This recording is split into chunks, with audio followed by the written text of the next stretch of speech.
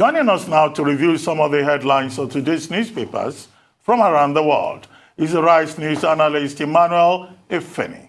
Good morning, Emmanuel. Good morning, Ruben. Good morning, Rufai. Good morning, sir. Good morning, Victoria Tundu MQ Abiola. Good morning. Yes. No, Efeni, before you carry on, is there something the family in Egba Kingdom should know? Yes. Because you are color matching with Tundu. Tundu, what's going on? We're not telling. We are not going to reveal state secret on international TV. Tundu, we keep it to ourselves. Exactly. Yes.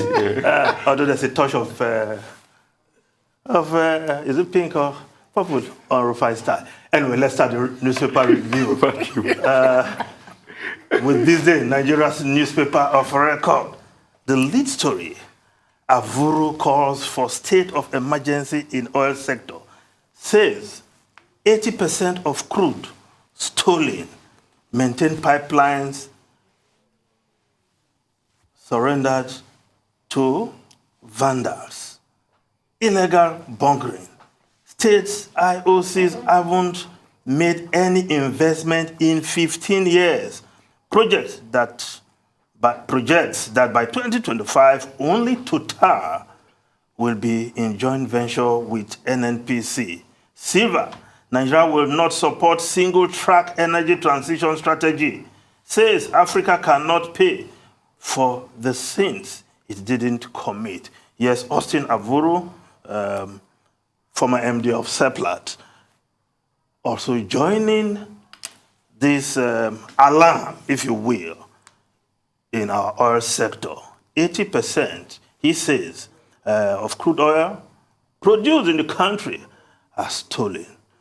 Well, Tony Elumelu, who is an investor in the sector also, is saying it's 95%. Now we have figures. What is the NNPC saying?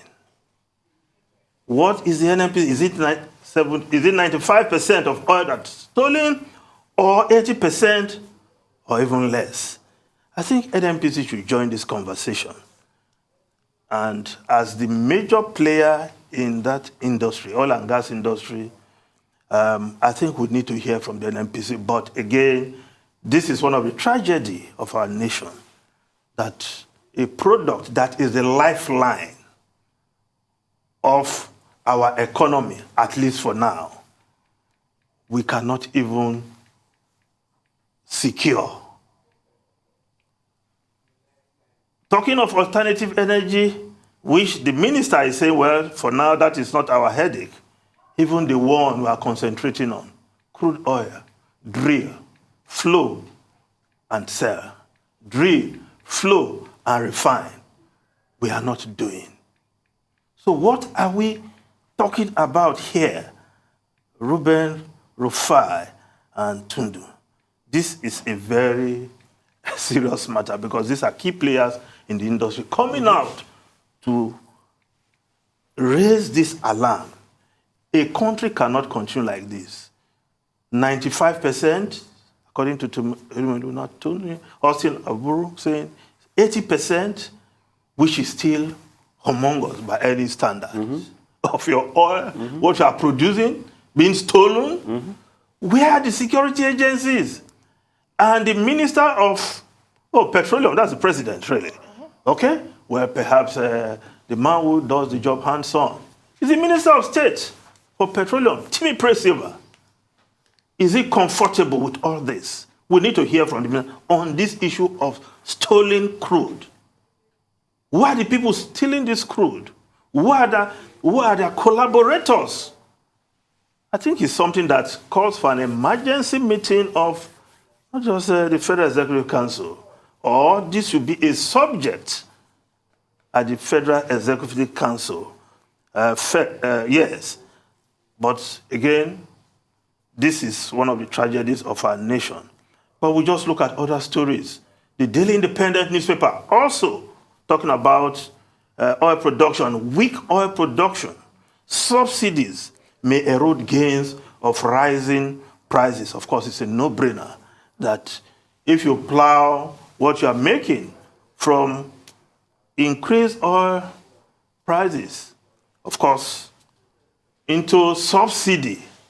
Of course, where are the gains? How is the average Nigerian going to benefit? Of course, we are under the weight of the Russian-Ukraine war, the scarcity, when indeed, as an oil-producing country, we should be celebrating a windfall. But that is our story as a nation. Today, under this administration, perhaps tomorrow it will be better. But it depends on who we elect. Now, politics, leadership, newspaper, amid Southern agitation, Tambuwal, Mohammed, Saraki opt for consensus to make position known soon. Article to declare on Wednesday, that's the leadership newspaper.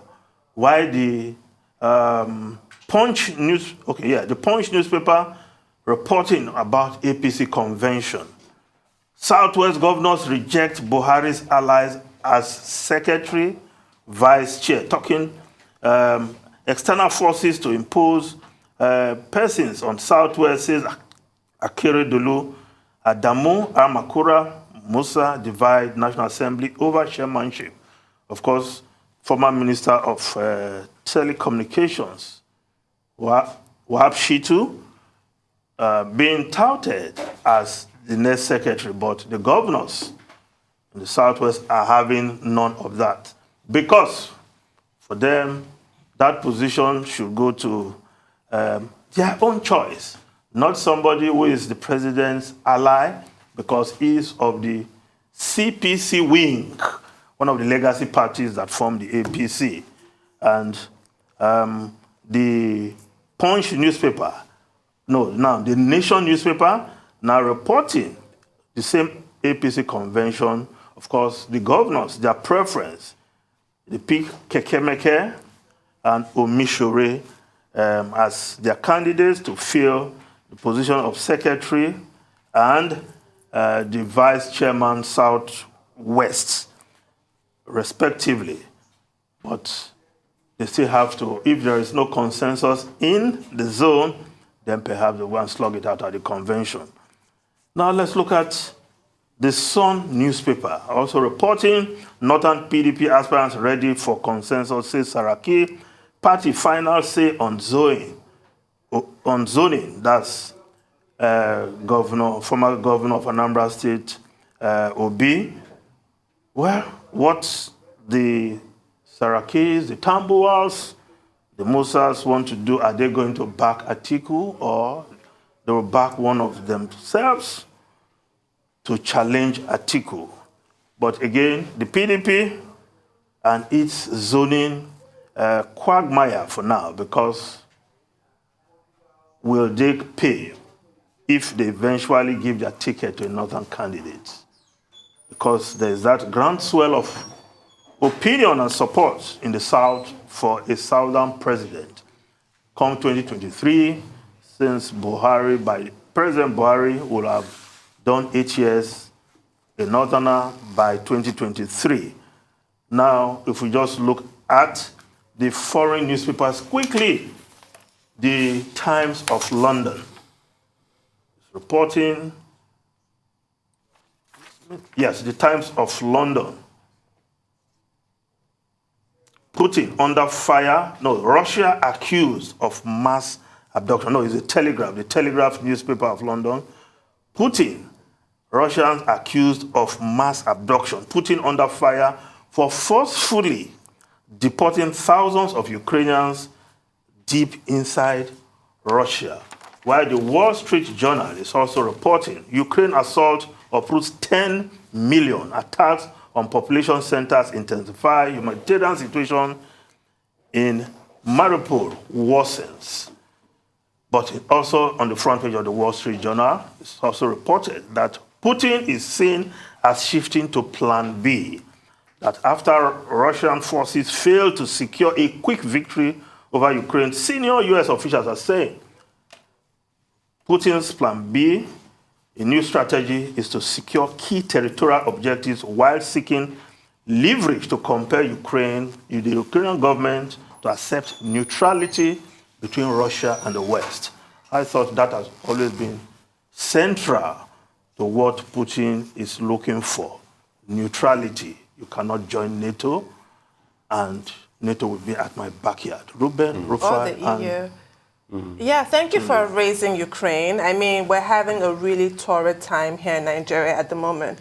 Everybody's groaning, but we're having a picnic compared to Ukraine. I mean, that story you just read about the mass abductions, I think is quite euphemistic. What is becoming more apparent, it has not been confirmed, and I pray it's not, is that people from Ukraine have been forced to move to what's been described as remote parts of Russia, where they're going to work without pay for 2 years. How is that any different from a concentration camp? That's Those what forced Putin is labor doing. camps. Yeah, that's what he's doing. It's extremely scary. Just like the Chinese are doing to the Uyghur Muslims. Yes. And that's what Putin is doing. But are you surprised, Tundu? Historically, that's always been the Russian slant against Ukraine. You remember the famine that led to the Russification of Ukraine, how Stalin deliberately left a lot of Ukrainians to die in a famine and let them live in hunger. Millions of them. So it's just all those tactics he's trying again. And that's why the West needs to stand up. They need to realize that they failed Ukrainians, because the question is, how far can this resistance hold out? Yeah, they're putting in weapons there, but this resistance cannot hold that for so long. Lviv, the city of Lviv now have been attacked. That used to be just 50 kilometers to Poland, the Polish border. It's been attacked. Lviv used to be a safe haven before. They're still pounding into Ukraine, into Kiev. Putin is putting everything down because all his strategies are failing as we speak. So he's putting everything. He's using thermobaric bombs. I hear he's using supersonic bombs now just to be able to infiltrate them. And because he has threatened, and the West is not doing anything about that threat by saying, I might have to use nuclear weapon. What the West should have done when he said that is remind him of the consequences of using that and the fact that they too will have used that against Russia. They didn't respond. They didn't respond, crazy. which is a sign of cowardice. Which is cowardice. When somebody says they're going to use a nuclear weapon, tell them that we have better warheads and these are the consequences of using the weapon. And we're going to respond.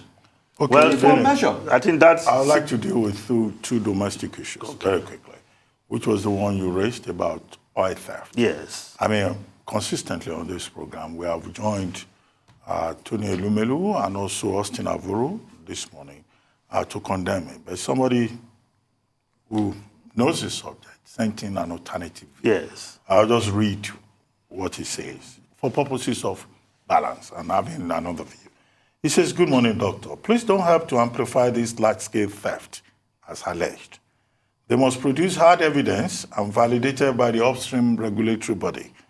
I've told you it's a fallacy to avoid loan repayments. How can NNPC and Minister of Petroleum look away at such level of stealing? Navy and Secret Services. There is a conspiracy going on. The federal government of Nigeria must call these guys to bring evidence of their daily productions and reservoir. The big boys are trying to twist government and all of us.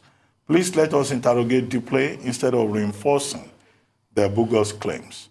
All the local investors in upstream oil production must come with clean hands. And it goes on and on and on. But that's a point of view, and I hope that he knows what he's talking about. But definitely, the point made by both Avuru and Ilumelu that we're losing a lot of money and it's affecting the Nigerian economy, I think those claims are valid. Finally, the other point, about CBN, which we discussed during the headlines. I also have a reaction from somebody. So the person That's says, intervening in the electricity sector. The person says, Ruben, opinion free, fact sacred. Why is CBN intervening in electricity? If they don't, the banking system will collapse. And most discos and gencos have huge exposures with systemically important banks, given that the Jonathan administration forced the banks to lend to the electricity industry to save the so-called privatization. Where is CBN getting liquidity? I asked the question about ways and means. So the person says, certainly not ways and means, but from end fees and from federal government borrowing, which is statutorily benchmarked at 4 points over MPR. Now, finance minister has stopped borrowing from CBN and opting to go to Eurobonds and local markets. And finally, And the current CBN electricity intervention was an IMF World Bank initiative administered by the central bank. Well, it's good to have all of these views. Okay. But we are also stakeholders in this matter, Yes. and we can raise questions. Yes, but on the issue of stealing our oil, Yes. it's not enough to just also bring this counter, but the government should come out and say something. But they have said something with NATI. NATI keeps releasing accurate reports of how many barrels, in fact, 115,000 barrels of crude oil that we're losing per day. Is it 95%? Is that 95%? No, that's what NATI says. Is that 85% of our production? 85% of the production. As these guys are alleged? No. The person that so says let's get the 85% of clear the picture from The person that said 95%. Are you saying the government of this country don't know how much oil we produce? But NATI is in charge of that, and NATI has put out the records. Yes. So it's NATI should put out NATI is an records. agency of government. The minister should get in touch with them. At least let's have some clarity Okay, on the this. whole point from the gentleman who sent me a message is about transparency and accountability.